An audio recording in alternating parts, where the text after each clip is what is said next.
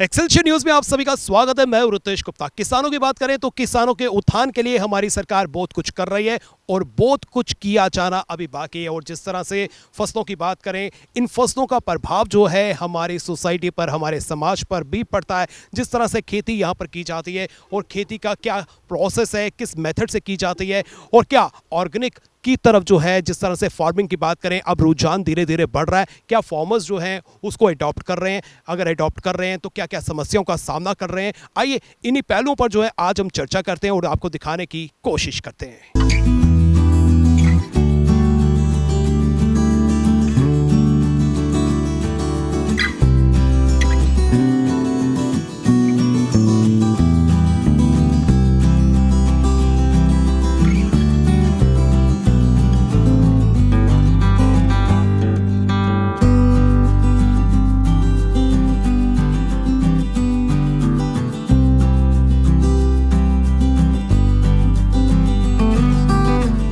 चलिए कुछ किसानों से बात करते हैं और आपको बता दें कि इस वक्त मैं गांव पंडोरी में हूं। आइए इनसे जाने की कोशिश करते हैं। सर, सबसे पहले अपना परिचय दीजिए। मेरा नाम जोगिंदर सिंह है और गांव हमारा पंडोरिया है और ब्लॉक हमारा पलवाल है। तो जोगिंदर जी, किस तरह की खेती जो है इस वक्त आप लोग कर रहे हैं? पहले तो हम खेती दूसरी करते थे, जैसे कि दूसरे हल डालते थे और बाद में एग्रीकल्चर डिपार्टमेंट ने प्रोग्राम करवाए तो हमें समझाया कि आप थोड़ा थोड़ा ऑर्गेनिक खेती करो।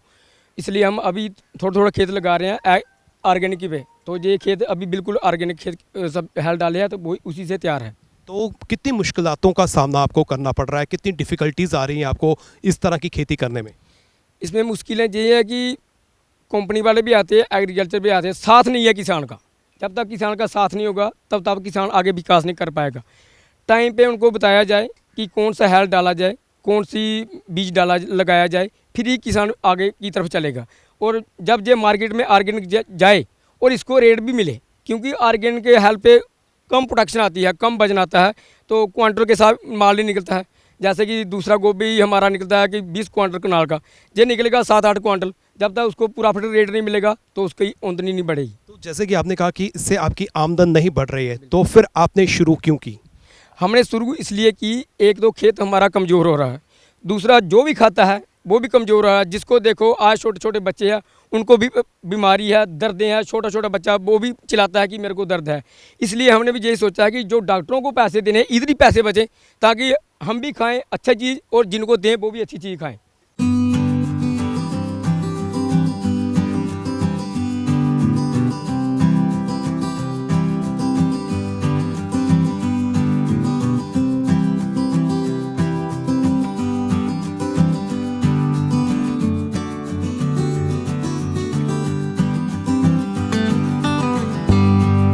सरकार से कुछ अपील करना चाहते हैं? सरकार पूरी हेल्प करे, तब तक पूरी हेल्प नहीं करेगी किसान नहीं आगे बढ़ पाएगा। किस तरह की हेल्प जो है आप सरकार से चाहते हैं? देखो, जैसे कि ऑर्गेनिक हेल्प चाहिए, कंपनी वाले आते हैं वो भी प्रोग्राम करके चले जाते हैं। जैसे एग्रीकल्चर आते हैं वो भी प्रोग्राम चले जाए। प्रोग्राम से कुछ नहीं बनेगा जब तक उसको पहले, जब ये सरकार को चाहिए था गोदाम भरना, इतना इतना लोगों ने खेत तैयार कर दिए। जैसे कि कणक लगा दिया, मूंजी लगा दी, सब्जी हाइब्रिड लगा दी, क्वांटलों के साथ तैयार कर दिया। जब तक उसको टाइम का बीज उसका साथ हेल्प नहीं मिलेगा तब तक वो आगे विकास नहीं कर पाएगा। पूरी हेल्प देंगे तो फिर ही आगे काम चलेगा। पहले एग्रीकल्चर ने यूरिया हेल्प डाया फ्री दी बांटा था। अभी जो कंपनी आती है प्रोग्राम करके चले जाती है, बोलती है दुकान से हेल्प ले लो। थोड़ा थोड़ा खेत सब किसानों का, ज़्यादा नहीं, 1 किला नहीं, 10 मरले 1 कनाल से स्टार्ट करें। वो देखे किसान भी कि इसका टेस्ट कैसा है और इसका रेट मंडी में भी ऑर्गेनिक खेती का रेट अच्छा मिले, तो फिर ही जाके आगे काम चलेगा।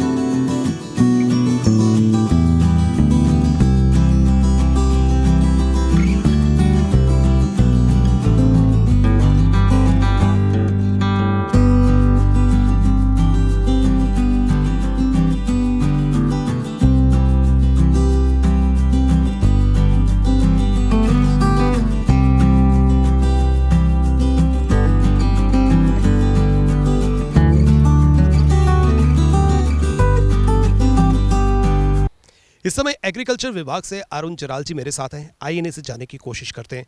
अरुण जी, सबसे पहले आपका एक्सेलशियर न्यूज़ में बहुत बहुत स्वागत है। धन्यवाद जी। सर, जिस तरह से आजकल जो है ऑर्गेनिक फार्मिंग की बात करें, इसकी तरफ जो है काफ़ी रुझान बढ़ भी रहा है, लेकिन फार्मर्स की बात करें तो काफ़ी कम संख्या जो है हमें देखने को मिल रही है। सबसे पहले मैं आपके माध्यम से ये कहना चाहता हूँ कि हमारा किसान भाई जो है वो कहता है कि मैंने जो केमिस्ट्री है साइल की वो पढ़ ली है कि हैवी डोज ऑफ केमिकल खादें डालना इतना ही काम है, तो मैं गोभी का फूल लूँगा या नोल खोल की वो मैं साइज़ लूँगा, तो ये काम नहीं है। क्योंकि हैवी डोज ऑफ केमिकल खादें डाल के ना ज़मीन के जो हमारी साइल है वो विटनेसिंग हार्ड पैन, जिसको हम दूसरी परिभाषा में करंट बोलते हैं, ज़मीन में करंट पैदा हो रहा है और जो वो हमारे मित्र कीट हैं वो ज़मीन की निचली सतह पे चल रहे हैं। हैवी डोज ऑफ केमिकल खादें डाल के हमारा किसान भाई जो है प्रोडक्शन एंड प्रोडक्टिविटी तो लेता है, लेकिन वो उसकी एक जगह पे रोक लगती है। जैसे मैं फॉर एग्जांपल बात करूँ कि अगर मेरा किसान भाई गोभी में 2.5 किलो कनाल का यूरिया डालता है, अगले साल वो 3 पे जाएगा, उससे अगले साल वो 3.5 पे जाएगा, वो 1 पे नहीं आ सकता, वो 1.5 पे नहीं आ सकता। तो हम आपके माध्यम से यही कहना चाहते हैं कि जब हम ऑर्गेनिक इनपुट्स का इस्तेमाल अपने खेत में फसल बूट में करते हैं, उससे क्या होता है, साइल फर्टिलिटी जो मेंटेन होती है अप टू लॉन्ग रन, और जो हमारे मित्र कीट की संख्या है उसमें बढ़ोतरी होती है, और जो मैंने आपको बोला करंट बन रहा है जिसको हम हार्ड पैन बोलते हैं, वो करंट भी ब्रेक होता है। तो मैं किसान भाइयों से यही कहना चाहता हूँ कि उनको जैविक खेती की तरफ भी आना चाहिए। बिल्कुल आना चाहिए, लेकिन कहीं ना कहीं जो है विभाग की भी जिम्मेदारी बनती है, विभाग को भी जो है कुछ ऐसे कदम उठाने चाहिए। विभाग की तरफ से क्या योगदान रहेगा? विभाग की तरफ से, जैसे आपने अभी बात की, विभाग की तरफ से कृषि विभाग की बात करूं, उसमें हमारे जो डिस्ट्रिक्ट जम्मू की बात करूं, उसमें PKVY एक प्रोजेक्ट चल रहा है जो under holistic agriculture development programme JKN of UT JNK जो स्टार्ट हुआ था, जिसको हम समग्र कृषि विकास योजना बोलते हैं। उसके तहत जो है वो एक PKVY का प्रोजेक्ट है। उसके बाद अल्टरनेट एग्रीकल्चर सिस्टम का प्रोजेक्ट है, जहाँ पर PKVY की बात है, उसका यही है मेन मकसद कि प्रमोशन ऑफ ऑर्गेनिक फार्मिंग, जैविक खेती को कैसे प्रमोट किया जाए। उसमें हम कहते हैं 400 कनाल के लिए क्लस्टर बेस्ड हमने लेना है। जैसे इसका खेत है, दूसरे का खेत है, साथ साथ जो खेत लगते हैं उसको हम क्लस्टर बेस्ड बोलते हैं। कंपैक्ट हमने जगह लेनी है। उसमें फार्मर को एक रोक लगानी है कि केमिकल खादों का इस्तेमाल, less dependence on chemical fertiliser, उस पर रोक लगानी है कि इसका इस्तेमाल अपने खेत बूट में वो कम से कम करे। दूसरा अल्टरनेट एग्रीकल्चर सिस्टम है, उसमें भी हमारे किसान भाई जो है गवर्नमेंट की तरफ से वो स्कीम चल रही है अंडर HADP, उसमें भी प्रमोशन ऑफ ऑर्गेनिक फार्मिंग को कैसे प्रमोट किया जाए उसकी बात की जाती है। जिसमें मैंने पहले कहा 400 कनाल एरिया कंपैक्ट बेस पे हमने क्लस्टर बेस पे लेना है।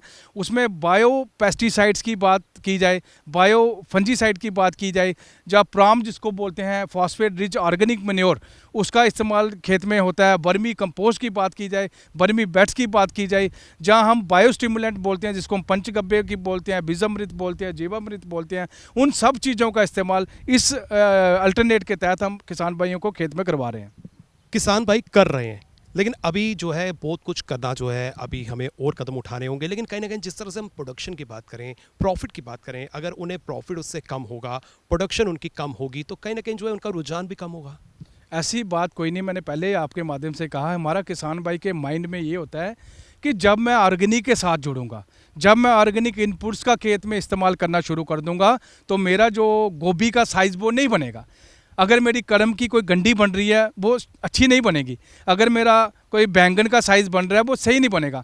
मेरे किसान भाइयों ऐसी कोई बात नहीं होती। मैंने पहले ही आपको कहा कि हैवी डोज ऑफ केमिकल खाद डालने से प्रोडक्टिविटी तो लेता है, लेकिन एक जगह उसकी रोक लगती है। उसके जो दुष्परिणाम होते हैं वो आपके सामने होते हैं। आज हम देख लो कि पंजाब से एक स्पेशल ट्रेन जो है बठिंडा से वो राजस्थान जाती है, तो क्योंकि जब हम 1 क्विंटल यूरिया खेत में डालते हैं ना, तो मेरे पौधे को 22 किलो ही चाहिए, बाकी राख बन के ज़मीन में ऐसे ही इनसॉल्युबल फॉर्म में पड़ा है, तो मेरे किसान भाई के 2 बैग्स के पैसे गए।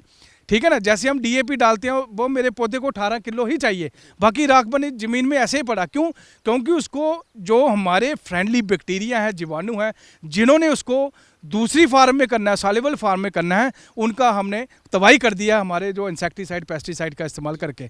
तो हम आपके माध्यम से यही कहना चाहते हैं, ऑर्गेनिक फार्मिंग की तरफ मेरा किसान भाई जुड़े, उसकी प्रोडक्शन और प्रोडक्टिविटी में कोई कमी नहीं होगी, ये उसका एक वहम है। जिस तरह से खादों की बात करें, गोबर खाद है, पंचगव्य खाद है, और इसके अलावा कई अन्य खाद जो है उसका भी हमें इस्तेमाल करना चाहिए। इसके लिए आप क्या सलाह देना चाहते हैं? मेरा किसान भाई क्या कहता है कि मुझे वर्मी कंपोस्ट हेल की क्या ज़रूरत है, या कोई और गोबर खाद की क्या ज़रूरत है। किसान भाई जब हमारा खेत में हार्वेस्टिंग करता है, जब उसको कटाई कर लेता है फसल की, तो जब खेत खाली होता है फिर क्या करता है कि 5, 7, 10 ट्रालियाँ वो गोबर की वो खेत में डाल के आ जाता है। यही हमारा किसान मैक्सिमम करता है। जब वो खेत में डाल के आ जाता है 15 दिन के बाद, 20 दिन के बाद रोटावेटर लेके या कल्टीवेटर लेके वो उस गोबर को मिक्स कर देता है। उससे कोई ज़्यादा फ़ायदा मेरे किसान भाई नहीं होता। क्या करना चाहिए कि जब 15-20 दिन के अंदर उन डेरों पे 4 सनलाइट, जिसको हम सूर्य की रोशनी बोलते हैं, धूप पड़ती है, तो उसमें जो एसेंशियल न्यूट्रिएंट्स होते हैं, पौष्टिक तत्व होते हैं, एक वेपोरेशन का प्रोसेस होता है जिसको हम वाष्पीकरण बोलते हैं, वो उड़ जाते हैं। तो अगर इन बिटवीन 20 दिन के अंदर 2 बारिश भी उन डेरों पे पड़ेगी, जो उसमें आधे तत्व रह गए वो वाष्प हो जाते हैं। वो फोगर है जिसको हम बोलते हैं, वो कटवार्म को बुलावा देता है गोबर, वो सिनक को बुलावा देता है। करना क्या चाहिए कि अगर बेकार गोबर हमारा पड़ा हुआ है तो हमने क्या करना चाहिए, एक 3-3.5 इंच की एक हमने पाइल खड़ी कर देनी है, और लेंथ वाइज इतना लेना जितना हमारे पास अवेलेबल वो गोबर है। जहाँ से सूरज चढ़ता है और जहाँ से सूरज ढलता है, हमने 3 इंच की एक पाइप लेनी है, उससे तिरछे सुराख करने हैं, 1 फुट पे गैप डाल के दूसरा सुराख, फिर तीसरा सुराख। फिर हमने क्या करना है किसान भाइयों, हमने खाद का टीका तैयार करना है। खाद का टीका और नई चीज़ नहीं है, बाजार से कुछ नहीं, आपकी मैं खरीदारी करवाऊंगा। जो हमारे अवेलेबल रिसोर्सेज घर में पड़े हैं, गोबर हो गया, गौमूत्र हो गया, मैं उसी से आपकी फार्मिंग करवा दूंगा। हमने क्या करना है, 5 किलो ताज़ा गोबर लेना है, 250 ग्राम देसी घी मुझे घर का चाहिए, सब किसान भाई के घर में होता है, दोनों को मिक्स करना है क्लॉकवाइज। उसके बाद हमने क्या करना है, 4 दिन के बाद 2 किलो दूध, 2 किलो दही और 3 लीटर गौमूत्र, वो तीनों चीज़ें डालनी है। 4 दिन मैंने पहले ली है, 15 दिन और मैं एक्सरसाइज करूंगा। 19 दिन में वो खाद का टीका जो मेरा तैयार हो गया, वो 1-1 लीटर गिलास जो मैंने सुराख किए हैं 3 इंच, उसमें डालते जाने हैं। और 45 दिन के अंदर जो आपका बेकार गोबर पड़ा हुआ है उसके आगे वर्मी कंपोस्ट LB 0 होगा, जो वो खाद बनेगी। This is the right method कि मेरे किसान भाइयों को ऐसे करना चाहिए। पंचगव्य की मैंने आपसे बात कर दी। अब आपने बात की बीजोमृत की। जैसे हमारा अभी पैडी वाला सीज़न आ रहा है, जैसे जून में हमारा शुरू हो जाएगा पनीरी वाला सिलसिला, तो बीजोमृत में हमने क्या करना है मेरे किसान भाइयों, आपने जब ऑर्गेनिक की बात करते हैं ना, तो बाहर से कोई चीज़ नहीं लानी, केमिकल की हमने बात ही नहीं करनी। आपने एक बाल्टी लेनी है 20-25 लीटर पेंट वाली, उसको 18 लीटर से भर देना है। 5 किलो ताज़े गोई की पिन्नी लेनी है, फ्रेश गोबर, उसको पोल्ट्री बना देनी है। उसकी काटन का कोई लो, जिसको हम बोलते हैं कि काटन का कपड़ा, उसमें पोल्ट्री बना के जहाँ पे हम ढक्कन लगाते हैं वहाँ पे ढक्कन नहीं लगाना, वहाँ पे ऐसे स्टिक बीच में डाल के नॉट्स के थ्रू कि पोल्ट्री हमारी पानी के साथ टच हो। वो जो कच्चा गोबर है वो मेरा पानी उसका रस चूसे। उसके बाद क्या करना है, अगर वर्मी कंपोस्ट हेल किसी के घर में अगर नहीं है तो पड़ा हुआ गोबर होता है, जितना मेरा हथेली का साइज़ है इतना सा लेना है, उसमें डाल देना, उसमें हाथ फेर देना है।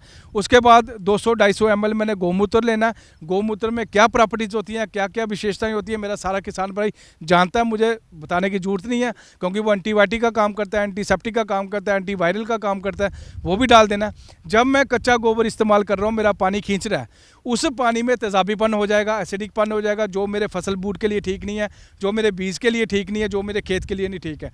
उसको ख़त्म करने के लिए मैंने किसान भाइयों क्या करना है, 50 ग्राम चूना लेना है, लाइमस्टोन जिसको बोलते हैं, सफ़ेदी वाला, वो 50 ग्राम चूना उसमें डाल देना है। उसको हाथ मार के 12 घंटे बाल्टी को रखना है। जब हम चूना डालेंगे तो एसिडिकपन, जो तेजाबीपन है, वो न्यूट्रल हो जाएगा। उसके बाद हमने बीज को खिलार देंगे, वो पानी जो है वो हम उस पर डिस्पर्स करेंगे, वो अच्छी तरह हाथों से मिक्स करेंगे। पानी का जो कोटिंग होगी वो मेरे बीज पे चढ़ जाएगी, वो ऑर्गेनिक ट्रीटमेंट हो जाएगा, बीजोमृत का ट्रीटमेंट हो गया। जब मेरा किसान भाई खेत में उसकी बिजाई करेगा तो उसमें देखो कि क्या जेलोरस की प्रॉब्लम आती है, क्या तेले की प्रॉब्लम आती है, क्या उसमें कोई और बीमारी लगती है, तो मेरे किसान भाइयों ने ऐसी विधियों को भी अपनाना चाहिए। आखिर में मैं आपसे ये जानना चाहता हूँ, जिस तरह से ऑर्गेनिक फार्मिंग की तरफ जो है हमारा रुझान धीरे धीरे जो है बढ़ रहा है, लेकिन जिस तरह से नेचुरल फार्मिंग है, इस पर भी जो है लोगों को कन्फ्यूजन है कि ये दोनों सेम होते हैं, क्या अंतर है इनमें? बड़ी अच्छी बात है आपने साझी की हमसे।